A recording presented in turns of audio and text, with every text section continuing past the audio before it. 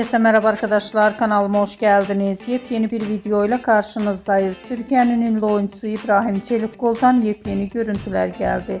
İbrahim Çelikkol'un oğlu Ali ile birlikte olan muhteşem görüntülerini sizler için YouTube kanalımda video halinde sunuyorum. Umarım beğenirsiniz. Arkadaşlar, videomu beğendiyseniz kanalımı izlemeyi ve bildirim butonuna basmayı unutmayın. Şimdilik benden bu kadar olsun. Yeni videomuzda görüşmek üzere. Hoşça kalın.